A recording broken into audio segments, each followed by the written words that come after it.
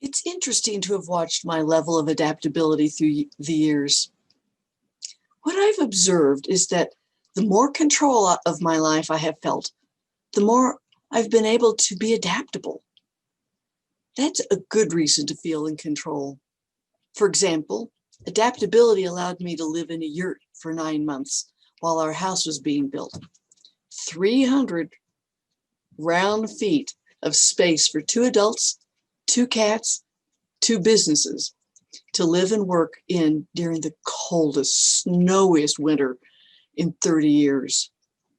That adaptability has led to more and more opportunities to overcome fear and resistance, like evolving my business and walking the Camino.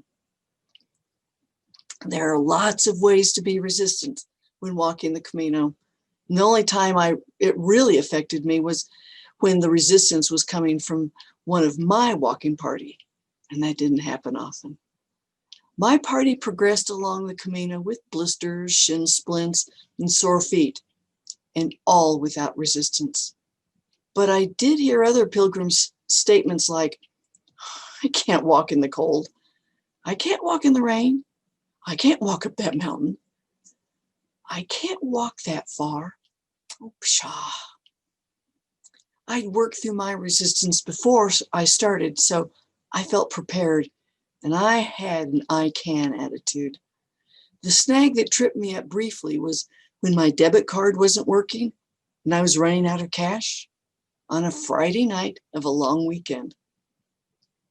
A combination of borrowing money from my walking partners and charging room and board when possible to cover their loans got me through until my husband could reach the bank to straighten it out. There were some uncomfortable moments for me, to say the least. My favorite adaptable move was to help one coaching client I took on a Camino trip learn to manage the hills we were walking. She'd started the trip doubting she could walk as far as we planned. When we walked the flat coast and plains, she was in her element and quite a trooper.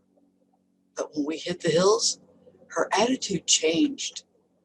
Hiking profile shows the ups and the downs and the elevation changes of the trail, usually segment by segment. When she saw the day's hiking profile on my phone, she'd get anxious. She'd drag her feet in departing our lodging, walk slowly, take frequent long breaks, and ended the day early. That pace cost us our 2 rest days. I was afraid we weren't going to reach Santiago in time. So I adapted by not showing her the profile anymore. She quit being anxious. She didn't drag her feet in the morning. Breaks were fewer and shorter, and we walked longer into the afternoon. She seemed to actually have a better time and embrace the adventure. We arrived in Santiago on schedule. By being adaptable, I was able to figure out a way to engage her in our walk. I wondered about her change. I realized she wasn't dreading climbing the hills anymore. She'd adapted. What she didn't know didn't scare her. When she saw the profile, it brought up her fears, and she wasn't flexible with what was actually happening along the trail.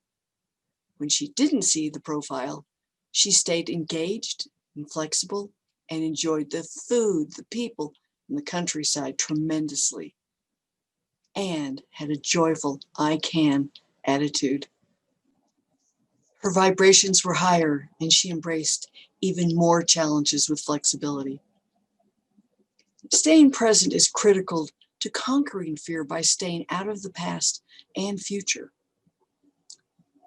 Present is the third Capo element I want to talk to you about.